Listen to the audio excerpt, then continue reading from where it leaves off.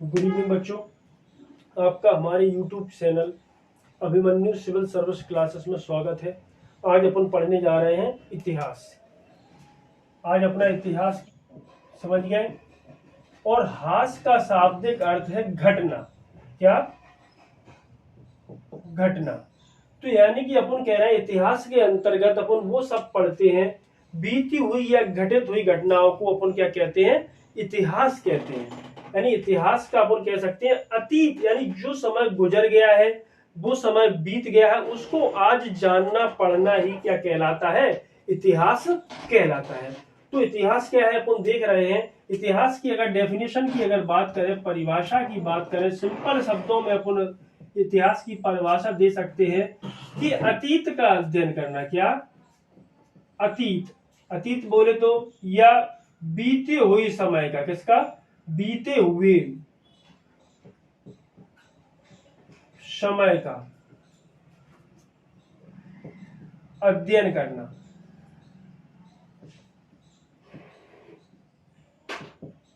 इतिहास कहलाता है। क्या कहलाता है? इतिहास कहलाता है। ये बात समझ में आई। इतिहास क्या है? जो समय गुजर गया है, जो समय बीत गया है, उसके बारे में अपन आज जान रहे हैं, पढ़ रहे हैं, उसी घटनाओं को अपन क्या कहते हैं? इतिहास कहते हैं। समझ में आया? ये बात अपन को इतनी क्लियर हुई। इतिहास शब्द की उत्पत्ति की अगर बात करें अपन, तो इतिहास शब्द की जो उत्पत्ति हुई है वो कैसे हुई है? तो ये ग्रीक भाषा का शब्द हिस्ट्री से बना है। इतिहास शब्द अगर बात की जाए तो किससे बना है? ग्रीक भाषा के शब्द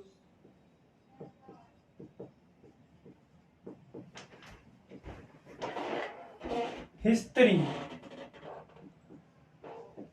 से बना है। हिस्ट्री करते हुए क्या हो गया? हिस्ट्री हो गया। क्या हो गया? हिस्ट्री हो गया। समझ गए कि इतिहास जो है किससे बना है? ग्रीक भाषा के शब्द हिस्ट्री से बना है। इसी को आप क्या कहने लगे? हिस्ट्री, और या फिर इतिहास हिंदी में कहने लगे इतिहास। इतिहास बोले तो बीती हुई या घटित हुई घटनाओं को जानना, पढ़ना, उनका अध्ययन करना ही इतिहास कहलाता है। सामान्य भाषा में अपन कहें इसकी परिभाषा, अतीत का अध्ययन करना ही क्या कहलाता है? इतिहास कहलाता है। अब बात करते हैं कि इतिहास का जनक या पिता किसे कहा जाता है? इतिहास का जनक कहें या पिता कहें या पितामह कहें, फादर ऑफ हिस्ट्री। तो देखिए, इतिहास का जनक या पिता किसको कहा जाता है? हेरोडोटस को कहा जाता है। किसको? हेरोडोटस। हेरोडोटस को क्या कहा जाता है? इतिहास का जनक या पिता कहा जाता है। ये कहाँ के थे? ये फारस के थे। फारस के। किसके? फारस। फारस बोले ईरान। आज का ईरान, प्राचीन समय में अपन फारस कहते थे। उससे पहले भी अगर बात करें तो इसको अपन क्या बोलते थे? पारसिया बोलते थे। क्या बोलते थे? पारसिया। अब बात आती है कि इन्हें ही इतिहास का जनक या पिता क्यों कहा जाता, हमें या आपको क्यों नहीं कहा जाता? तो इसके पीछे एक लंबी कहानी है। कहानी क्या है कि इन्होंने क्या किया, उस समय के लगभग 550 ईसा पूर्व के इतिहास को, क्या 550 समय के पहले की बात कर रहे हैं, तो इन्होंने क्या किया, भारत और फारस के संबंध में, इन दोनों के आपसी जो संबंध थे उनको एक पुस्तक में लिख दिया और उस पुस्तक को नाम दिया हिस्टोरिका। क्या नाम दिया? हिस्टोरिका। सबसे पहले घटित हुई घटनाओं को ये क्रमबद्ध लिखने वाले व्यक्ति कौन थे? हेरोडोटस थे। इसीलिए इन्हें इतिहास का जनक या पितामह कहा जाता है। ये बात क्लियर हुई? क्या लिखा है इन्होंने अपनी पुस्तक में? तो देखिए, इनकी पुस्तक कौन सी इनकी पुस्तक थी उसके बारे में अपन चर्चा कर लेते हैं। इनकी पुस्तक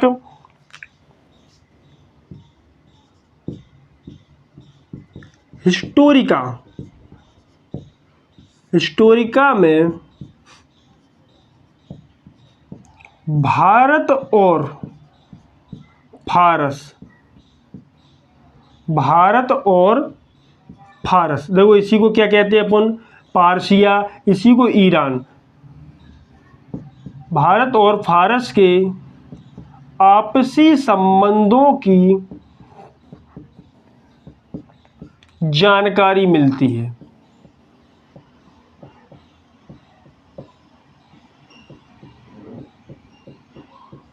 ये बात क्लियर हुई? ये पहले विद्वान थे, इन्होंने क्या किया, उस समय के भारत एवं फारस में आपस में कैसे संबंध थे, कैसे व्यापार होता था, दोनों देशों के मध्य आपसी संबंध क्या क्या थे, किन किन चीज़ों का व्यापार होता था, कहाँ से होकर व्यापार होता था, कौन कौन से जीव वगैरह पेड़ पौधे पाए जाते थे, इन्होंने सब अपनी पुस्तक हिस्टोरिका में लिखा है। इसलिए इन व्यक्ति को या फिर इन महाशय को, हेरोडोटस महाशय को क्या कहा जाता है, इतिहास का जनक या पिता कहा जाता है। ये बात क्लियर हुई। अब बात करते हैं कि इतिहास क्या है। देखिए, इतिहास को अपन 3 भागों में बांटकर पढ़ते हैं। कितने भागों में बांटकर पढ़ते हैं? 3 भागों में। ये अपन हटा देते हैं, थोड़ा देख लीजिएगा। अब अपन पढ़ेंगे कि इतिहास को कितने भागों में बांटा गया है। तो देखिए, अपन पढ़ रहे हैं, देखिए ये क्या है अपना इतिहास।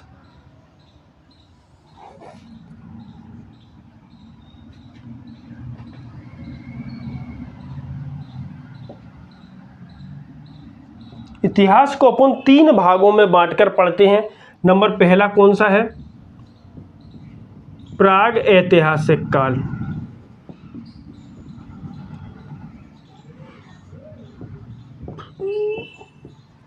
ये कौन सा पॉइंट है? पहला। नंबर दूसरा जो अपना आता है, आदि ऐतिहासिक काल।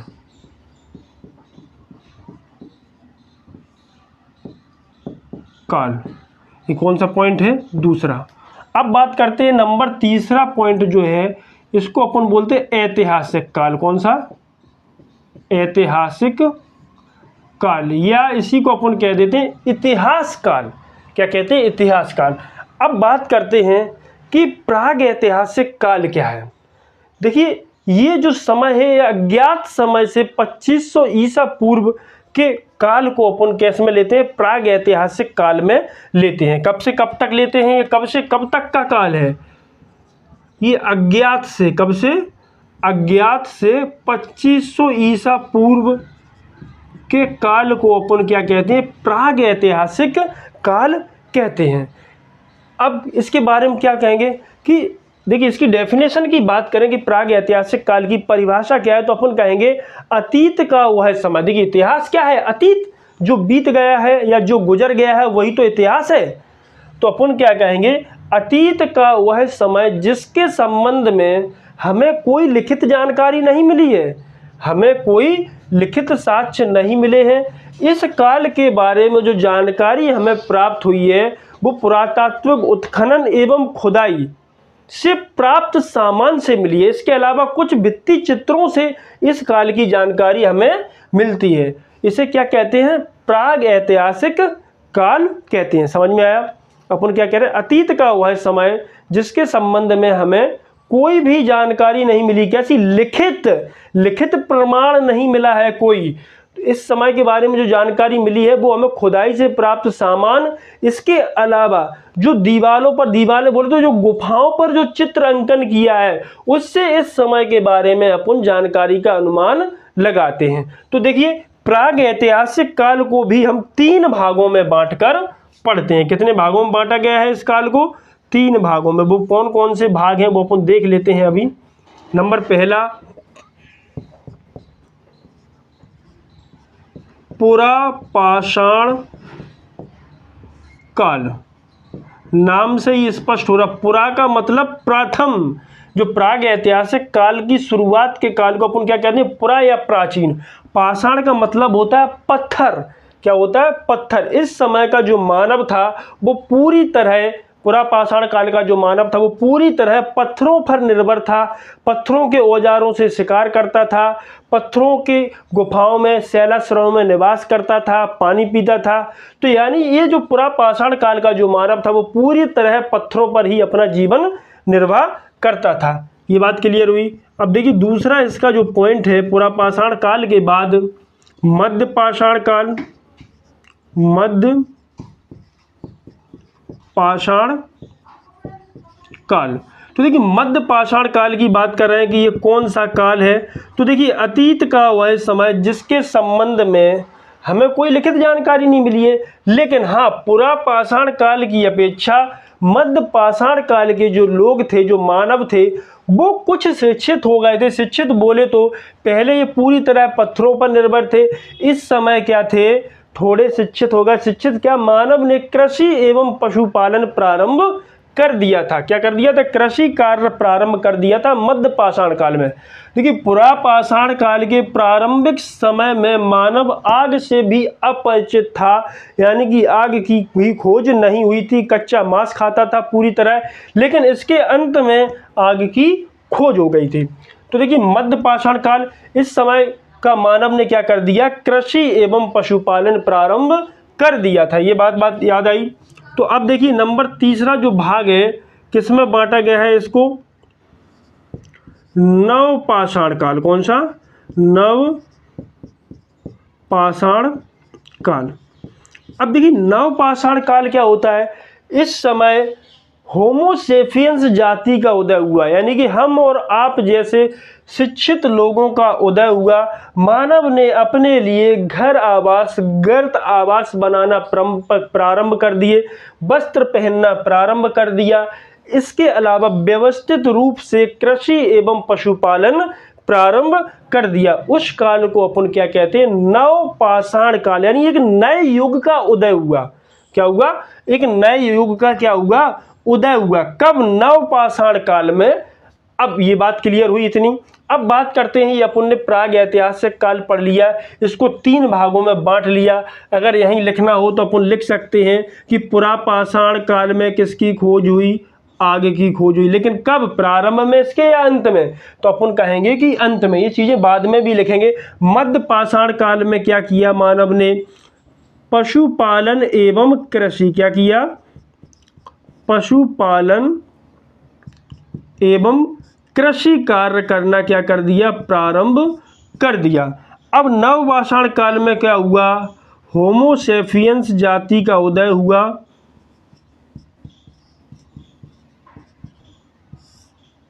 ये बात समझ में आई। इसके अलावा व्यवस्थित कृषि प्रारंभ कर दिया। कैसा, अब अंतर क्या है कृषि में और व्यवस्थित कृषि में, यानी कि कृषि पहले कभी कभार कृषि करते थे, व्यवस्थित रूप से क्रम बाई क्रम, जैसे रबी की फसल बोते हैं, उसके बाद खरीफ की, फिर जायद की, ऐसे क्रम बाई क्रम क्या कर दिया, मानवों ने कृषि बोना प्रारंभ कर दिया। उसे बोलते हैं व्यवस्थित रूप से कृषि करना प्रारंभ कर दिया। अब आते हैं अपन आदि ऐतिहासिक काल पे। तो देखिए, आदि ऐतिहासिक काल है, क्या है ये आदि ऐतिहासिक काल। तो देखिए, ये जो काल अपना चला है, पहले तो ये देख लेते हैं कब से कब तक रहा। तो ये 2500 ईसा पूर्व से, कब से, 2500 ईसा पूर्व से 1750 ईसा पूर्व के काल को अपन क्या कहते हैं, आदि ऐतिहासिक काल कहते हैं। ये बात क्लियर हुई। अब बात करते हैं आदि ऐतिहासिक काल। क्या, आदि मतलब आधा, अपनी भाषा में बताएं, आधा मतलब क्या होता है, आधा होता है। आधा मतलब कि इस समय की, इसकी डेफिनेशन की बात करें अपन, तो इसकी जो डेफिनेशन जो है वो क्या है, तो देखिए, अतीत का वह समय, अतीत ये भी इतिहास है इसलिए अपन अतीत ले रहे हैं। अतीत का वह समय जिसके संबंध में हमें लिखित जानकारी तो मिली है, समझ रहे मेरी बात। अतीत का वह समय जिसके संबंध में हमें लिखित जानकारी मिली है, यानी इस काल के बारे में लिखित जानकारी प्राप्त हुई है, परंतु आज तक कोई ऐसा विद्वान पैदा नहीं हुआ जो इस समय की जानकारी को पढ़ सके। इसलिए इसको किस में रख देते हैं, आदि ऐतिहासिक काल में रखते हैं। समझ गया मेरी बात। इसकी डेफिनेशन क्या है, अतीत का वह समय जिसके संबंध में हमें कोई लिखित जानकारी मिली है परंतु हम उसे पढ़ नहीं सके, इस काल को आदि ऐतिहासिक काल कहते हैं। अब बात कर रहे हैं इस समय का जो मानव था उसने व्यवस्थित रूप से, यानी बहुत ही सुनियोजित रूप से नगर नियोजन प्रारंभ किया था। इसके अंतर्गत हम क्या पढ़ते हैं, तो देख रहे हैं हम, इसके अंतर्गत हम जो पढ़ते हैं वो पढ़ते हैं हड़प्पा सभ्यता। क्या पढ़ते हैं, हड़प्पा सभ्यता। ये बात समझ में आई। देखिए सभ्यता से ही तात्पर्य हो रहा है कि यह एक नगरीय सभ्यता थी। इस समय के जो लोग थे कैसे थे? नगरीय लोग थे, पढ़े लिखे शिक्षित लोग थे। तो हड़प्पा सभ्यता या इसी का दूसरा नाम है सिंधु घाटी की सभ्यता। क्या? सिंधु घाटी की सभ्यता। ये चीज इतनी क्लियर हुई। देखो क्या है? अतीत का वह समय जिसके संबंध में हमें लिखित जानकारी तो मिली है परंतु हम उसे पढ़ नहीं सके। तो फिर इस काल के बारे में जानकारी कहाँ से मिली? खुदाई के द्वारा जो सामान एवं जो वस्तुएं हमें प्राप्त हुई हैं उनसे हमने, हमारे साइंटिस्ट एवं वैज्ञानिकों ने अनुमान लगाया है कि ये इतने ईसा पूर्व के हैं और इस काल के हैं। उन्हीं से अनुमान लगाया गया कि यह हड़प्पा सभ्यता की चीजें हैं। समझ में आई ये बात?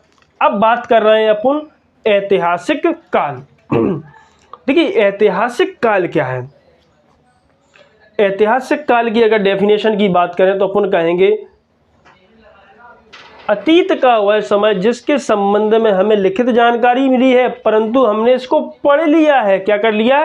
पढ़ लिया है, जानकारी हासिल कर ली है। इस काल को अपन क्या कहते हैं? ऐतिहासिक काल कहते हैं। इसकी शुरुआत वैदिक काल से हो जाती है। कब से हो जाती है? इसकी शुरुआत वैदिक काल से, यानी ये समय जो है वैदिक काल से लेकर 1947 तक, भारत की आज़ादी तक, या अपन कह सकते हैं आज तक के काल को अपन क्या कहते हैं? ऐतिहासिक काल कहते हैं। ये बात क्लियर हुई। इसको भी हम 3 भागों में बांटकर पढ़ते हैं। अब बात कर रहे हैं कि कौन कौन से वो 3 भाग हैं। तो ये बात समझ में आई। देखिए इसको अपन ने कितने भागों में बांटा? 3 भागों में। इसको भी 3 भागों में बांट रहे हैं अपन। कौन कौन से वो 3 भाग हैं देख लीजिएगा। अब यहाँ से सही इतिहास की शुरुआत होती है। यानी इतिहास की शुरुआत कहाँ से होती है? जहाँ से हमें सारी चीज़ें लिखी हुई व्यवस्थित रूप से प्राप्त होती हैं उसे अपन क्या कहते हैं? सही मायने में इतिहास की शुरुआत कहाँ से हो रही है? यहाँ से हो रही है। ये चीज़ें भी मिली हैं लेकिन ये क्या है? इसमें कुछ लिखा नहीं मिला। इसमें लिखा भी मिला है आदि ऐतिहासिक काल में लेकिन हम पढ़ नहीं सके। उन चीज़ों के आधार पर, अनुमान के आधार पर, कार्बन डेटिंग के आधार पर अपन ने पता लगाया कि ये चीज़ें किस प्रकार की थी, यहाँ का मानव कैसा था, ये सब चीज़ों से ज्ञात किया है। लेकिन ये ऐतिहासिक काल जो है यहाँ अपन को सब कुछ लिखा हुआ मिल रहा है। तो देखिए ऐतिहासिक काल की बात कर रहे हैं तो इसको अपन 3 भागों में बांट रहे थे। मैंने आपको बताया क्या है वो 3 भाग। तो देखिए प्राचीन इतिहास। क्या? प्राचीन इतिहास। ये बात क्लियर हुई। देखिए प्राचीन इतिहास को कब से कब तक रखा जाता है? तो देखिए इसका जो कालक्रम है वो 1500 ईसा पूर्व से। कब से? 1500 ईसा पूर्व से, यानी कि वैदिक काल से। 1500 ईसा पूर्व में क्या था? वैदिक काल था। क्या था? वैदिक काल। वैदिक काल बोले तो ऋग्वेद के रचना काल से। कब से? ऋग्वेद के रचना काल से। और कब तक? 647 तक। कब तक? 647 ईस्वी तक। कब तक? 647 ईस्वी तक। ईस्वी तक बोले तो हर्षवर्धन की मृत्यु तक। कब तक? इस समय हर्षवर्धन का जो शासन था इसकी मृत्यु तक के काल को अपन क्या कहते हैं? प्राचीन इतिहास के अंतर्गत अपन लेते हैं। ये बात क्लियर हुई। इसके बाद देखिए इसको अपन मध्यकालीन इतिहास की बात कर रहे हैं क्योंकि देखिए चूंकि अपन ने कितने भागों में बांटा था इसको अपन ने 3 भागों में बांटा था। पहला हो गया अपना प्राचीन इतिहास, दूसरा जो है अपना मध्यकालीन इतिहास,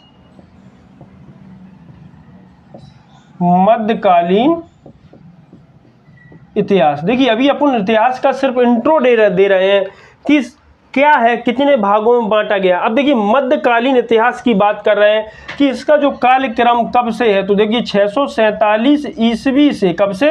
यानी कि हर्षवर्धन की मृत्यु से। जो हर्षवर्धन था यह भी भारत का शासक था, वर्धन वंश का शासक था। थानेश्वर एवं मथुरा इसकी राजधानी हुआ करती थी। तो इसकी मृत्यु से, समझ गया मेरी बात, कब तक? 1707 ईस्वी तक। अब 1707 ईस्वी में क्या हुआ? औरंगजेब की मृत्यु हुई। मुगल बादशाह था, ये अंतिम मुगल बादशाह था। कौन था? औरंगजेब। इसकी मृत्यु तक के काल को अपन क्या कहते हैं, मध्यकालीन इतिहास के अंतर्गत लेते हैं। यानी हर्षवर्धन की मृत्यु से औरंगजेब की मृत्यु तक के काल को अपन किसके अंतर्गत लेते हैं, मध्यकालीन इतिहास के अंतर्गत लेते हैं। ये बात क्लियर हुई। अब बात कर रहे हैं अपन किसकी बात कर रहे हैं, आधुनिक भारत की, किसकी, आधुनिक काल की या इतिहास काल। तीसरा इसका जो पॉइंट है आधुनिक काल है, क्या है, आधुनिक